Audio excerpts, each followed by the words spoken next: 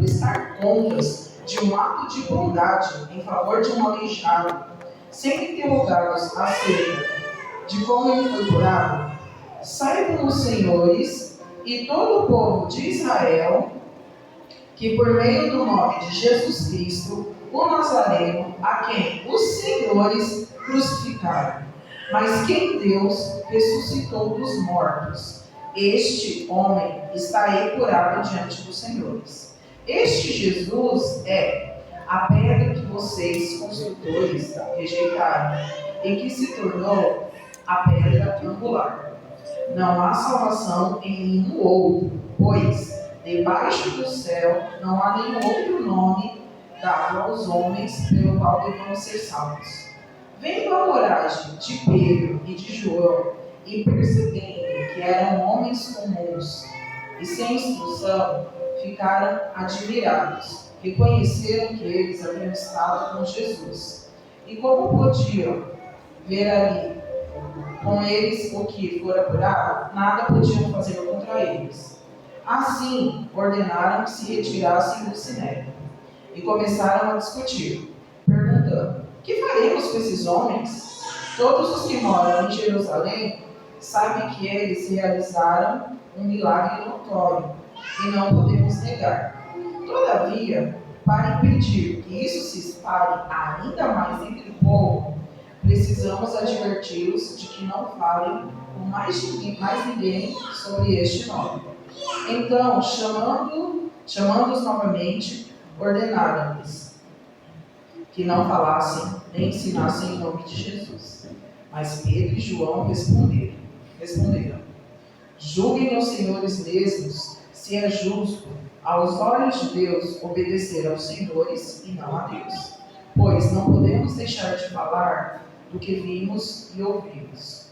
Depois de ameaças, eles os deixaram ir. Não tinham como castigá-los, porque todo o povo estava louvando a Deus pelo que acontecera. Pois o homem que fora curado milagrosamente tinha mais de 40 anos de idade. Amém? Amém. Então aqui, observando o texto, estudando, trazendo para os nossos dias, né, o texto, eu já expliquei para os irmãos, um homem aleijado havia sido curado ali por Cristo, mas por intermédio de Pedro e João, que eles curaram no nome do Senhor Jesus. E aquilo ficou notório na cidade. Todas as pessoas não tinham como negar, né? Ele mendigava ali perto da sinagoga e no outro dia estava andando. Como assim? Como isso aconteceu? E a notícia se espalhou, né? E não era fake news, era verdade verdadeira. Aí a gente, estudando o texto, a gente vê que no versículo 2, os irmãos podem ir acompanhando, que eu vou versículo por versículo, tá bom? No versículo 2, nós temos ali um grupo de religiosos. Os religiosos, eles estavam perturbados. Por quê? Porque tinha uma ordem social ali, né, que eles estavam lá, as pessoas da sinagoga, os grandes do sinédrio, então eram pessoas influentes entre o povo. Eles estavam perturbados com tudo aquilo que tinha acontecido. Eles não estavam entendendo. E eles não aceitavam aquilo. Como assim? Como pode, né? Isso vai contra a lei. Eles estavam procurando uma forma de dizer que aquilo não era legítimo, que aquilo não era de Deus, só que nem eles sabiam o que fazer. Na realidade, a sensação, o sentimento que eles tinham naquele momento, que a Bíblia coloca, de perturbação. Trazendo para os nossos dias, muitas vezes isso acontece no meio da igreja. Isso tem acontecido nos nossos dias. Quando a sã doutrina, o que é a sã doutrina? A doutrina verdadeira, a doutrina bíblica, a doutrina de Cristo, ela é pregada, muitos religiosos se levantam contra a sã doutrina. Por quê? Porque o Evangelho é transformação de vida. O Evangelho não é meramente uma religião. Né? Nós não somos apenas religiosos, que domingo a gente consagra para o Senhor e a gente está aqui. Não é isso. Né? Nós não temos só as nossas orações, as nossas rezas. Algumas religiões têm mantras, né, que repetem para a purificação. Como o Evangelho é diferente. O Evangelho precisa, e o verdadeiro Evangelho, ele precisa ser vivido. no domingo, na segunda, na terça, na quarta, até o final da semana, para voltar tudo de novo. E era isso que eles estavam ali vivendo, eles estavam bebendo da fonte. Né? Eles tinham recebido do Senhor e eles estavam com os discípulos ali, né? Pedro e João. Eles estavam começando o ministério. Então eles estavam saindo ali daquela caixinha da religiosidade que o povo estava acostumado. Então os religiosos ficaram perturbados e se levantaram. Falaram, peraí, como que vai ser? Porque a igreja daquela época era corrupta. Não é só nos dias de hoje que a gente tem várias doutrinas, muitas que enganam por conta de dinheiro, por conta de poder. Não, naquela época também tinha os religiosos, como nós temos hoje em dia. Então, até hoje em dia, a sã doutrina, ela incomoda. Quer saber se você está fazendo o que é certo perante o Senhor? Você vai sentir se levantando oposições. Né? Esteja certo que você está centrado ali no Senhor. E prossiga, porque foi isso que eles fizeram. Continuando aqui, quando pregamos no versículo 4, quando falamos e pregamos a verdade, ela transforma as pessoas. O Evangelho é transformação. Amém. É poder para transformar vidas, para mudar história. Né? Não é historinha, não é conto da carochinha. O Evangelho, ele é palpável nas nossas vidas. Ele tem sentido. Primeiro nas nossas vidas, né, é um copo que enche, chega no limite, ele transborda para outros. É assim que deve funcionar o Evangelho. Amém. É assim que deve ser. Alguém lê, por favor, aí, bem alto, o versículo 4. Por favor. Pode ler. Muitos, porém, pode ler. E muitos, porém, dos que ouviram a palavra, aceitaram, subindo o número de homens, quase 5.000. No caso ali dessa mensagem de Pedro, 5.000 se converteram numa batelada só. 5.000. Mas muitos creram. Eles estavam presos, eles estavam sendo perseguidos, mas muitos creram. Amém. Quando nós falamos a verdade, quando nós anunciamos o Evangelho, seja por meio das nossas vidas, seja falando mesmo, seja vivendo, quem estiver perto vai ouvir e vai crer. Quem convence o homem da justiça e do juízo do pecado é o Espírito Santo de Deus. Mas nós somos as ferramentas escolhidas por Deus para que as pessoas comecem a ter um vislumbre ali de Cristo. Vejam um pedacinho em nós e o Espírito Santo continue a obra. Amém? Amém. Então vamos lá para o versículo 7 agora, né? Lá no versículo 7 diz assim. Pode ler, irmão. Pondo-os no meio, perguntaram: com que poder ou em nome de quem fizeste isso? Aí eles estão tentando, né? Os religiosos da época, eles estão tentando acuar Pedro e João. Falaram assim, em nome de quem que vocês fizeram isso? Colocaram ali eles contra a parede. Nos nossos dias, será que isso não acontece? Quando nós estamos fazendo ali o que é certo, as pessoas às vezes colocam dúvidas na nossa mente, no nosso coração. Será que é isso mesmo? Né? Nós vivemos em um país em que há liberdade religiosa. Então, certamente, ninguém vai chegar para você e falar na sua cara, por que você está falando? Mas é uma palavrinha que, nossa, mas será que é isso mesmo? Ai, de novo na igreja você estava? Será que Deus quer isso mesmo para a sua vida?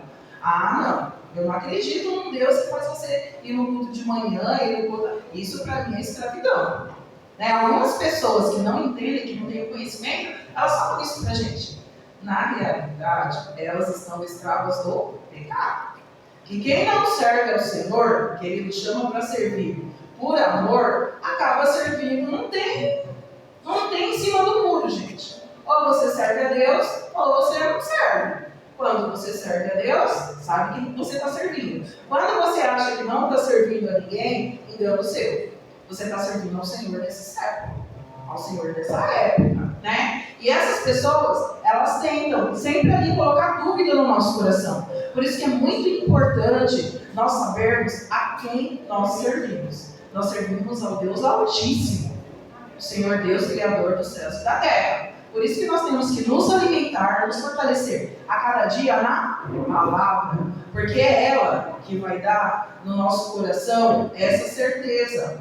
O Espírito Santo fala, sim, mas ele nos fará lembrar todas as coisas. A molecadinha aí não vai entender o que eu vou falar agora. Eu vou tentar explicar, mas eu tenho certeza. Opa, 2 palcos até as 11.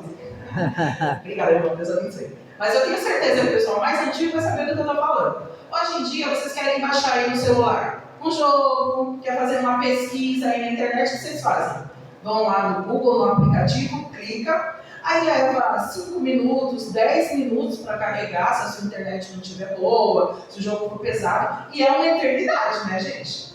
Ai, meu Deus, isso não carrega. Mas eu digo para vocês que, não num tempo muito, muito distante, nós colocávamos as coisas para baixar e para carregar, levava dias.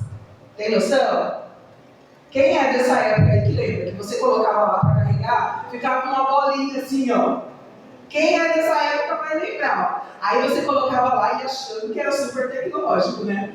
Aí a bolinha ficava. Nossa, 10%! Uau!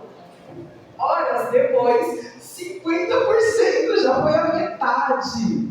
E a gente vivia assim, carregando. Quando era uma pesquisa que vocês fazem em segundos aí no Google, ele ficava assim, ó. Carregava a bolinha, carregava, terminava. Opa, não carregou tudo de novo.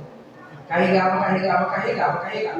E quando o Google, por que eu estou falando disso? Porque assim, o Google, ele é alimentado por quê? Por nós seres humanos. É uma ferramenta muito inteligente. Lá em casa o Daniel quer perguntar tudo para Google.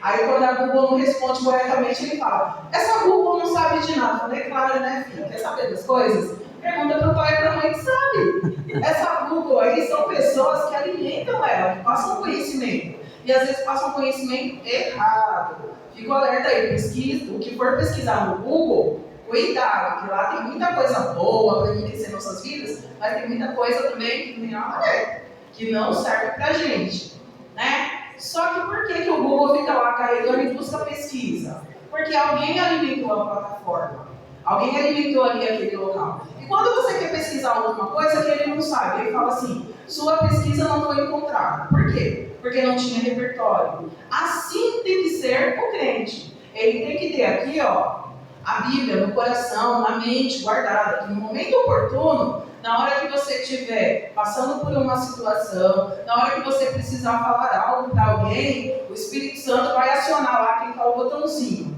Se você lê, se você estuda rapidinho, vai carregar lá e você vai falar coisas que você nem lembra. Você nem vai saber como falou, não vai nem lembrar. Mas por quê? Porque tem repertório. Por isso a importância da gente ler a Bíblia, da gente se alimentar da palavra e não esquecer da oração. A Bíblia e a oração são as duas asas de um avião. Imagina um avião, são as duas asas que vão fazer a gente flutuar e permanecer. Flutuar no ar, né? E permanecer voando bem, o nosso voo vai ser bem sucedido. Então nós como cristãos, nós não podemos esquecer quem somos. E viver como quem somos, né? Que não basta saber, tem que viver. Aí lá no versículo 8 e 12, Pedro fala cheio do Espírito Santo. Pedro, ele sabe quem é. Ele sabe quem ele crê. Ele sabe o milagre ali que foi operado, o nome de quem foi operado. Então ele tem plena certeza, plena convicção. Esse Pedro aqui que nós lemos em Atos, não é aquele Pedro que a gente vê lá em Lucas, que a gente vê na época dos evangelhos, porque Pedro, ele andou 3 anos com Cristo. E o caráter dele só foi totalmente forjado depois da morte de Cristo. Porque Pedro era o cara que confiava nele. Né? Tanto é que quando Jesus fala, não, você é perseguido, você... Imagina, Senhor, irei contigo para a prisão. Aí Jesus olha... Pedro, não é bem isso que vai acontecer, né? Leiam lá, em Lucas 22, está relatando isso. Que ele nega a Jesus 3 vezes. Ele nega ao Senhor. Porque ele fala, não, Senhor, vou contigo até para morrer. Quando chega a hora de morrer mesmo, Pedro dá um passo atrás. não podemos tirar o mérito dele, né? Todo mundo lembra que Pedro negou a Cristo, mas Pedro foi corajoso. Jesus foi preso, todo mundo se espalhou, Pedro meio que de longe, mas para onde que ele foi? Ele acompanhou de perto.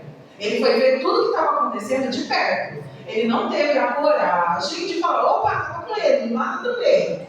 Mas ele estava ali olhando, atento. Por quê? Porque o caráter de Pedro ainda não estava totalmente forjado. Como o nosso caráter.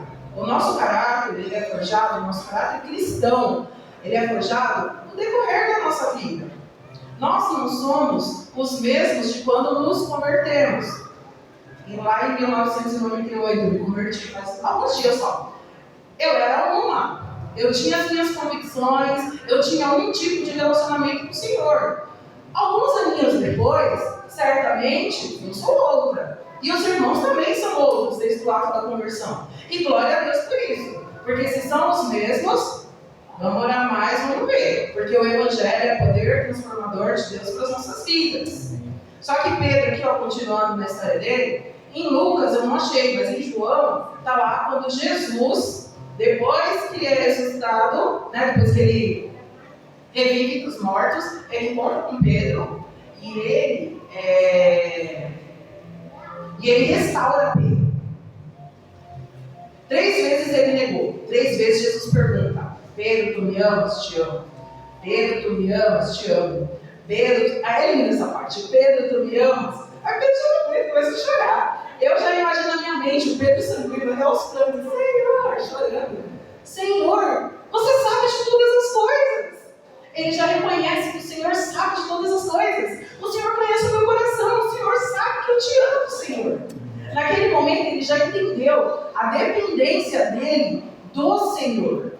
Não é aquele Pedro que ia na força da espada. É o Pedro que agora a gente vê em Atos, que ele vai no poder do Espírito.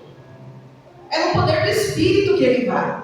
É revestido do Espírito Santo de Deus. Ele teve medo de falar: Senhor, me leva, me deixe junto com Cristo para morrer. Aqui não, aqui ele foi preso. Estão questionando ele. E ele está não. Não, mas é por isso. Fiz um ato de bondade. Que vocês estão me cobrando isso. Né? É um Pedro cheio do Espírito Santo de Deus. Amém. Depois leiam mais lá para vocês terem mais conhecimento. Lá no versículo 15 e 16, a gente vê que seguir a Cristo é notório. Não tem como você seguir a Cristo verdadeiramente e ser um 007. Já ouviram falar do crente 007? Ele é agente secreto. Sou crente na igreja, sai de carro. Opa, entrou no carro, foi para a igreja. Aí chega aqui na igreja, é crente, adora, volta para casa. Segunda-feira ninguém sabe que ele é crente. Terça-feira ninguém sabe que ele é crente. Isso vai até o sábado. Aí no domingo ele volta a ser crente de novo. É o crente 007. Não estou falando para a gente chegar aqui em todo canto e falar: oh, sou crente, sirva a Deus, viu? Não precisa. As nossas vidas, se o irmão tiver essa personalidade de falar, glória a Deus. Né? Eu prefiro que a minha vida, cada um tem um jeito, e tudo bem. Mas as nossas vidas devem falar quem somos, em quem nós cremos. Né? No nosso trabalho, na escola, que as pessoas saibam quem nós somos pelo nosso modo de viver. Porque o Evangelho não é poder transformador? Então o Evangelho me transformou, te transformou. E essa transformação vai para a vida. Ele mudou a sua vida, ele mudou o seu modo de viver. Né? Então é notório seguir a Cristo. Tanto é que eles falam: peraí, gente, esses caras aqui, estou parafraseando, tá? Esses caras são pescadores. Se fosse hoje eu ia falar: um cara que tem a quarta série, olha o jeito que ele está falando. Ele está citando as escrituras. Não, só pode ter andado com Jesus. Só pode. Não tem outra explicação para ele estar falando do jeito que está. Então, servir a Cristo é notório. As pessoas, elas notam, elas percebem que você segue a Cristo, que você serve a Cristo. Como isso foi notório lá em Pedro e João.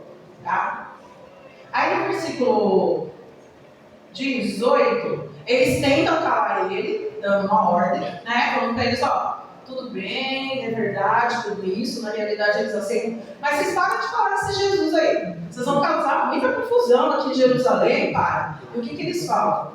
Que eles importa obedecer a Deus. Pedro está numa fase ali que ele fala: não sei o que vocês vão fazer comigo, mas eu tenho que servir a Deus. E no 20, ele fala: não podemos deixar de falar das coisas que temos visto e que temos vivido. Não tem como falar, como parar de falar. Mesmo que prendam, que açoitem, não tem como falar. Né? Mesmo que eu morra falando, como foi o caso dos primeiros cristãos lá, mas eles morriam sem negar a fé dele. Né? Aí para a gente fica a reflexão: o que nós temos visto ou ouvido? Será que nós temos nos aprofundado aqui na leitura da Bíblia, até os fatos que têm acontecido? Será que nós temos dado ouvido à voz de Deus ou à voz de homens? A voz das ideologias, das teorias, das coisas que são nos ensinadas aí fora.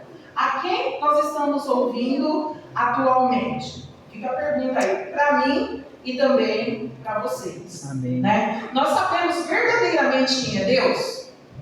Será que de verdade, lá na nossa alma, no nosso espírito, no nosso coração, nós sabemos verdadeiramente quem é Deus? Ou será que nós somos apenas meros religiosos? Será que nós estamos atentos ao que Deus tem feito por meio das pessoas, desde a época da igreja primitiva? Será que nós temos procurado entender? Será que nós estamos focando os olhos nas coisas que Deus ainda faz nos dias atuais? Ou será que a gente liga a TV lá? Eu particularmente não gosto, gente, mas o meu marido gosta de ficar assistindo de manhã. Né? Ele gosta para ficar informado. Eu particularmente, não sei, tanto é que teve uma vez que ele estava trabalhando no Pará, né? Do Pará, estava tendo uma greve de trem aqui, e nessa época eu ia trabalhar de trem. Aí ele, como você vai trabalhar hoje? De trem. Eu nem ia na televisão. Aí eu liguei a televisão, estava uma greve terrível, ninguém ia para lugar nenhum. Tanto é que nesse dia eu levei 5 horas para chegar no serviço, porque ele me avisou, né? Ele tem esse hábito de acordar, eu que está pensando, não tem, gente, eu confesso. Não sei quem está errado, mas é falha minha, e eu prefiro viver assim, porque se eu acordar e ficar assistindo certas coisas, eu vou ficar com medo de ir para trabalhar. Então eu prefiro alimentar minha mente com outras coisas, né? Entendeu? Mas será que a gente tem ouvido só essas vozes de desgraça, de que o mundo está acabando, de que é guerra? E isso tem minado a nossa fé? Tem minado quem nós somos? Ou será que a gente tem olhado e conseguido vislumbrar os milagres de Deus, o que Deus tem feito? Por que o lugar de crente é dentro da igreja e não fora? Porque é dentro da igreja que a gente ouve as maravilhas que Deus tem feito no meio do povo dele. É dentro da igreja que a gente tem a oportunidade de ver que Deus cura, que Deus transforma. E às vezes não é só dentro da nossa igreja local. Às vezes a gente precisa circular entre as igrejas da nossa denominação. Estou com vocês no culto de jovens, tá? Da Gilmar lá na segunda, que gosta disso. Por quê? Porque a gente convive com outros crentes, a gente vê o que Deus tem feito no meio do povo dele. E a gente precisa alimentar a nossa mente, alimentar a nossa fé com isso. Primeiro da palavra. Porque lá fora a gente vai ver mas a gente vai ver também muita coisa que não é legal. Né? Então passa tudo pela primeira da palavra. Mas a gente precisa ver essas experiências de lá de fora. Tá certo? E assim, agora, fica um desafio para vocês. O livro de Atos, eu pesquisei, ele foi escrito no ano 66 depois de Cristo. Foi escrito por Lucas, encomendado por Teófilo, alguém que queria saber da história do cristianismo. Lucas, historiador, excelente historiador, muitas coisas da Bíblia, muitas datas, ele datou muita coisa. Então, ele serve como referencial de datas. Em Lucas mesmo, lá no capítulo 3, fala que Jesus começou o ministério dele com 30 anos de idade. Isso está na Bíblia. Alguns estudiosos já dizem que ele começou com 30 e o ministério dele durou aproximadamente 3 anos. Então, o que eu estou querendo dizer? O livro de Atos, ele começou a ser escrito depois da morte e ressurreição de Cristo. Então, o que está registrado aqui no livro de Atos é o registro da igreja primitiva dos anos 33, aproximadamente o ano 63. Tá? Onde começou, eu já expliquei para vocês. Começou porque Jesus foi morto ali aproximadamente, né? Foi crucificado com 33 anos. Então, a partir daí, começa a história da igreja primitiva, né? De fato. E vai até o ano 63, começo de 64. Por que a gente chega, estudando, a gente chega a essa data de 64? Porque em 64 teve o grande incêndio de Roma. Nero queimou Roma e falou que foram os cristãos. Ali a perseguição foi bonita, de crente cheio de querosene, queimando como tocha nas ruas de Roma. Isso é verdade, tá, gente? Isso aconteceu. Aconteceu mesmo, Paulo. Gente, ó, decapitada, crucificada na arena e por aí foi. Certo? E também no ano de 70 teve a destruição de Jerusalém, do templo. E Lucas ele não relata. Então, provavelmente ele escreveu até antes desses fatos. Só que pensa, gente, do ano 64 depois de Cristo até o ano 2014, será que muita coisa não aconteceu? Será que muita gente não morreu? Né? Será que não houve outro evento de grandes conversões como teve lá em Pedro? Claro que houve. Só que nós não temos o hábito de estudar a história da igreja. E essas coisas alimentam muito a nossa fé. Alimentam e nos fazem crescer. Então, eu fico um desafio para vocês de estudarem de fontes fiéis a história da igreja. Né? Tem alguns bons livros. Eu estou lendo Os Heróis da Fé de novo. E ele conta as histórias assim, das pessoas que se dedicavam 2 horas, 3 horas, 4 horas à oração. Aí o Senhor dá entendimento da palavra. Aí são padres que vão contra a igreja e nega Jesus. É errado o que você está lendo? Não é. Ó, vou avisar para o Papa aí que você está falando coisa aí que não é para falar. Aí vai falar para o Papa, continua falando. Você não vai parar, não, vou te queimar na fogueira, vivo. Vai continuar, vou, na fogueira lá toda armada. E aí, é sua chance de sair dele? Não, ele morre pelo amor de Cristo. E foram vários os mártires da igreja. Por isso que muitas vezes a nossa fé, ela não é alimentada. Porque a gente está dando ouvido a fatos que aconteceram na história que nem verdade são. Se você passar aqui pela peneira da Bíblia, muita coisa não passa. Mas esses fatos que são verdadeiros, que são reais, a gente não tem nem conhecimento como igreja. Amém? Amém. Então agora, pedir para o irmão José Estrela, está orando para a gente estar encerrando essa parte. Perdão, que já são 10h05.